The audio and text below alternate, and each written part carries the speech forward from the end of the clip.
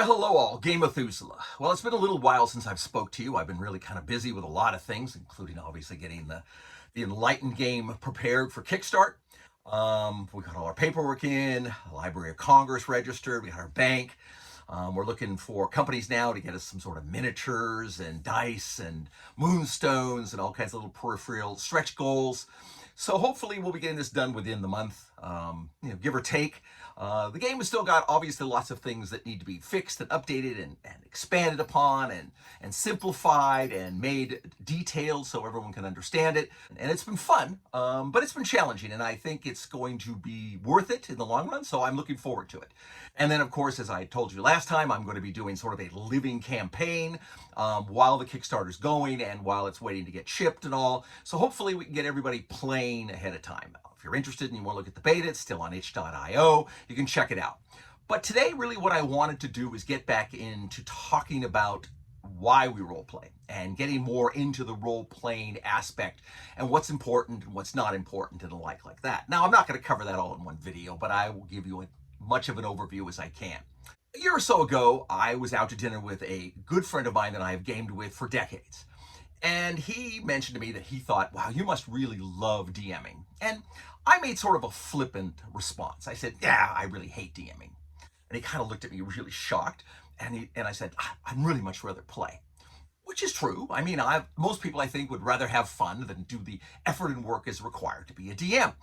But I've done it, as you guys who maybe saw my original interview with Matt Colville.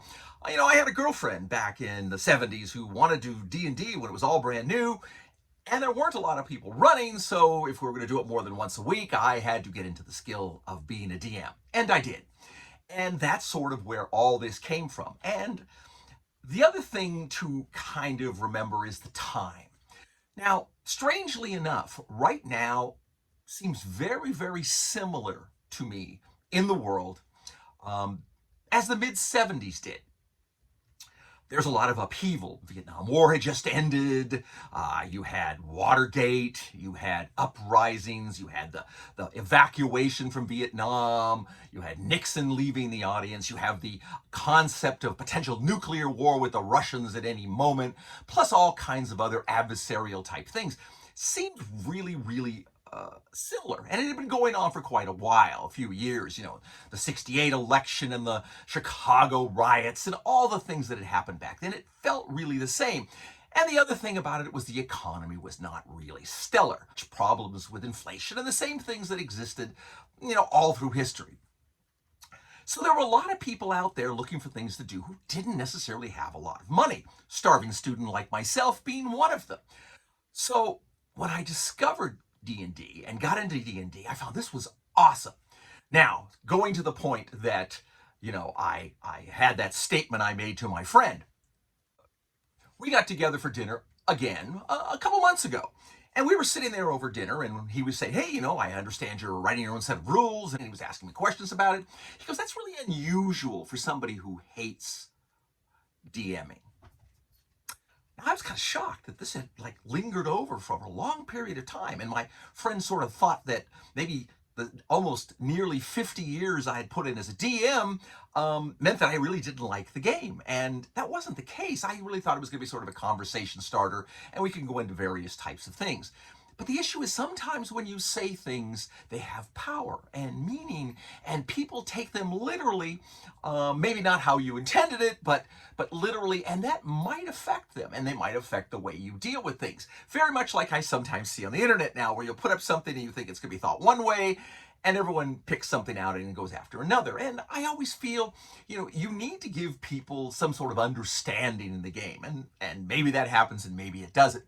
But I wanted to talk about, again, the gaming. When it started out, it was so new and so interesting that there was so much that can be learned. And your groups, since there were so few DMs, you could get anybody to play. There was substantially more people dying to play this game than were able to get into a regular game. And that still sometimes, I think, is the case, because sometimes there's only so many DMs and there's so many more people who enjoy the game. And I think a lot of times a lot of people fall off because of it. And I find that disappointing. But I think that's kind of one of the reasons I want to do a living campaign for my group of people who are going to be playing Enlightened. And if you want to use it for another game system, please do. But I think the point is it's important to understand how to DM, not just how to run a game. I think most people, and you've heard me speak, I keep saying modules aren't my thing. And the reason is not that the modules aren't great, but a module is not a campaign. A module is just an adventure. Now, in all fairness, it's not that difficult to run an adventure. You should be able to make one up very simply. In a starting campaign where you've got people who are all low level, you really have a simple little adventure. You got a little location. It was a crypt. Some goblins broke in. They turned it into their own. They later stumbled in and found some magical treasures, maybe fought some undeads, but they're still there. And then they stumbled over to this area and found this giant Boule monster or something, and it killed a bunch of them, so they kind of sealed that area off and said, don't go in there. And there's your first level adventure. And you can have people go and fight goblins and get treasure and maybe something special and maybe find an area with some undead and maybe run into an area where there's lots of goblin signs saying, don't go in here, you're going to get eaten by a boule and die. And if they read or understand some goblin, hopefully they'll heed that warning and not end up like my party did, getting kind of crushed by a boule. Now, it was kind of strange to me, and you've heard the story about it, I'm sure, but the idea being the Boule didn't care about the treasure. There was tons of treasure all lying around, but the party went in, and since they had played modules, they said, well, we're used to going into a module that we should be able to beat everything, so they attacked the Boule babies. Well, that kind of, got them screaming. They alerted their mother, who was a little ways away. She burrowed underground to come up underneath the party, and, well, pretty much wiped them out. And they were mad. They were really angry, and it's like, well, wait, did you not see the hundreds of signs that the goblins had put up? Did you not see the barriers and the warnings and the skulls and crossbones? Do not go any further. When you got there, did you think it was a good idea to attack a cow-side armored creature with sharp teeth, and it ran around and screamed and didn't try to fight you, it was just trying to get away? Did none of this occur to you? And when you saw the rumblings of the water and the vibrations of something was coming, which you of course knew, it didn't dawn on you maybe this was your time to leave. Now, if you had just sort of snuck in there or just pretty much ignored them, you could have gone around and picked up all the treasure, including what it turned out to be a couple of magical items. But that didn't happen. But the point of it all is, that's what gaming is. It's the risk and reward and the learning structure for your players. And that's what I think people want to have in a game. But more importantly, not just a module, a campaign. So I want to show people how I run campaigns and how I've run campaigns and evolved campaigns over the years to make them a living event. How most of the people who play with me, most of the people I grew up with, most of the people I gamed with, we all sort of adopted over a period of time this same sort of living story where the players really do become part and parcel of making the history and making the story for the game. It isn't just we play module 1, you finish that, here you got the treasure, you got what XP, and you're on. Then we play module 2, so it's really just a series of the same thing that everybody else and their dog is playing. There is no living contact with the players and their campaign. Now, I've never done that. Really, in a situation I tell people, and maybe I shouldn't, I have no idea when I start my campaign how it's going to end.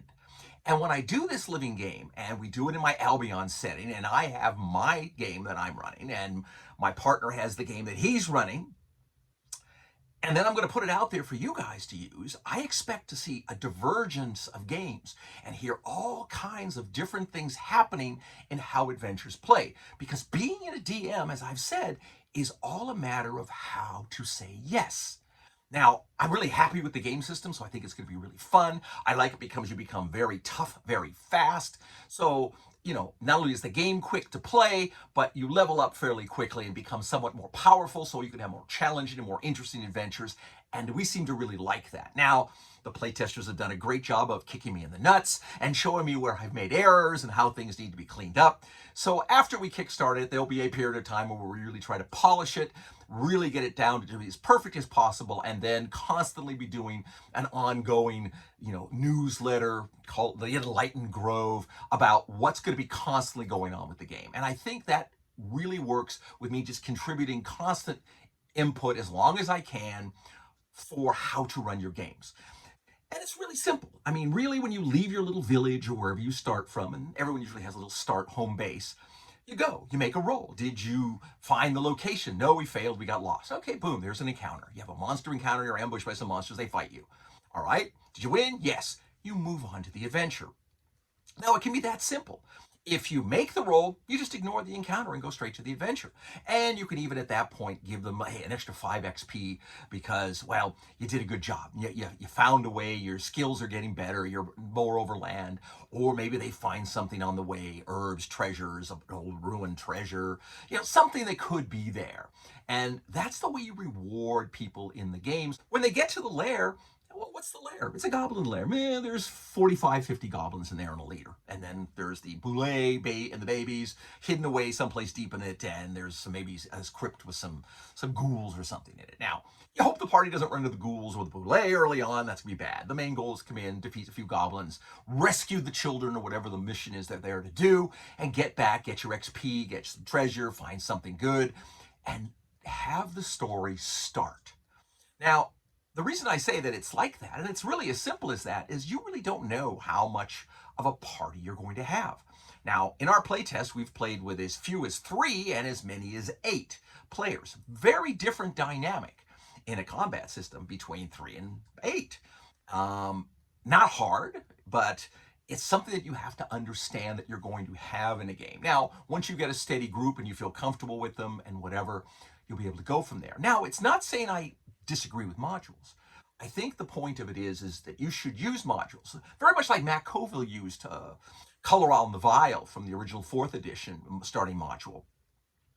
Reskin it a little bit. Look at it with a long-term purpose of being Coloron's little starting portion of the game. We've talked about this too.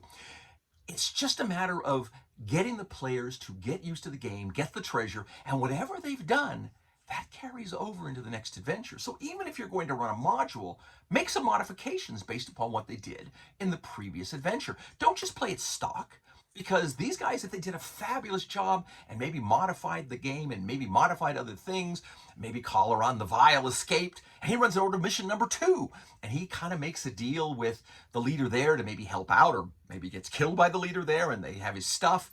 Doesn't matter, up to you.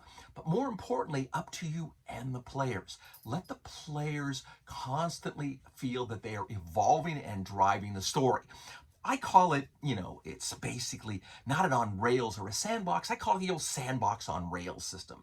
You've got the game in this point run. You've got a module. It's pretty much fixed. You know what the items are based upon the levels. You know what the monsters are. The big variable, of course, is you don't know how many people are going to be there. Now, you might limit it, say, I'm sorry, I only have 4 people, or I only have 6, or whatever your numbers are. But what I have found is that, when people show up to play, and especially if I'm the only game in town, I don't want to say no. So I can fatten a game up or skinny a game down depending upon how many players are here. And that works. And it's a skill that you need to learn anyway. I mean, if you say, well, I get a lot of people say, well, I'm just not good enough to prep my own adventures or create my own adventures or whatever. Okay, use a module. But use your brain and think, how has it changed from based upon what the players did in, say, the previous module, or even on the encounter? All these things are up to you. And even then, think of what the players are doing. If they do something really creative and smart, they find a secret door, they sneak in around your goblins and monsters, and they attack them from the rear, well, they should get a surprise, maybe 2 surprise rounds. They've done something unique. Reward them for it. If they're doofus and they just decide to stumble around and yell and scream and do dumb things, well, you know what? That attracts more goblins. So maybe what was going to be an encounter of 10 goblins turns out to an encounter of 15 or 20 goblins or more. You might end up with the old Crowville Screw or Murphy Orc Trap, and suddenly you're getting buried by monsters and you're forced to run or die. Now, that's all part of this game as well.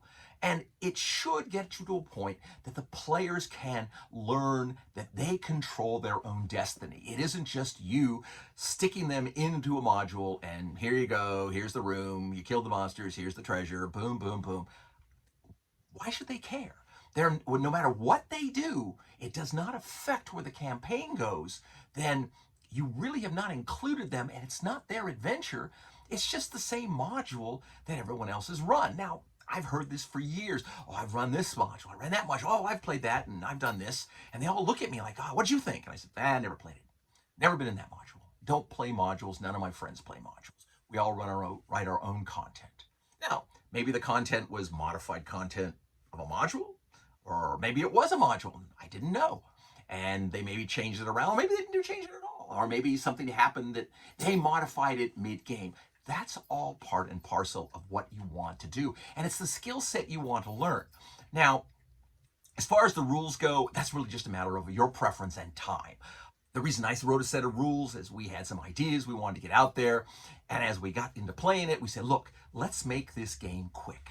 And let's make it so that we can have the same level of excitement, maybe hopefully more, and put that in a smaller time frame. And as the game goes on, the players can make it more detailed and more detailed and more detailed as they want, so that it might get more complex as the game goes on.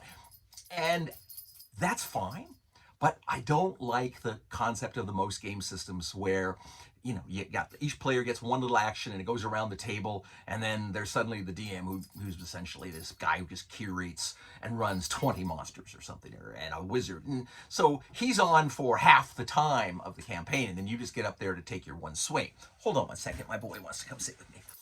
So I think that's going to be a benefit. Now, we're going to be doing lots of videos talking about the game, so I don't want to talk about that. But what I really want to talk about is getting into the concept of having your own campaign and why we run. Because the thing, too, like I said before, the world now is more like it was in the 70s when this game came out.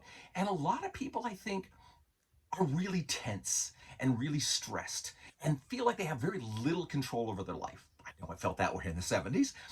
I think it's one of these things that role-playing can be a real benefit to people because you get to be a hero.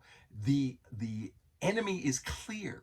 It's not murky in all cases. Now, it can be if you want to make it that way, but believe me, living in a murky world like we do now, where you're not sure who the good guys and the bad guys are, is really difficult. And with the lingering of death and destruction over us, it is that sense of non-control that I think a lot of people have. Role-playing's great.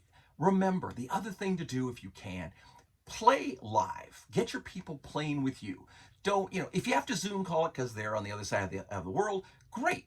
We have a game that plays every Wednesday for our play test. We've got 2 people who are Zooming in, sometimes 3, sometimes even 4, and we have usually between 5 and 6 players at the table, sometimes more.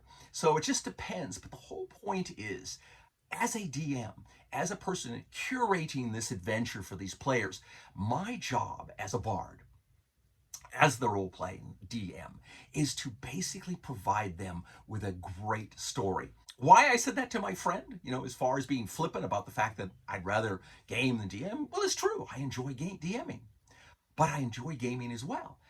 The thing about it is, as a DM, I'm always worried I'm not going to do my best job and get something out there as fun. And I'm always excited when I'm able to do a really good job and I get people excited with the campaign and happy with the outcome, good or bad. Even if they're beaten, they're like, man, we got beat, but we're going to learn from that and we're going to go back and get them, or we're going to do this, or we're going to revenge ourselves, or we're going to go back in there and save the day. And that is all part of what this curated story is, that the players become part of, not just some incidental thing that I show up, I play for a few hours tonight. Was it fun? Yeah, I'll play next week. Was it?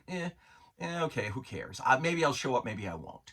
You want them like it was in the 70s where, man, Thursday, I got phone calls started because, well, there was no internet. And they would all say, hey, we gaming this weekend. And it's like, well, let me check around, see what I can do.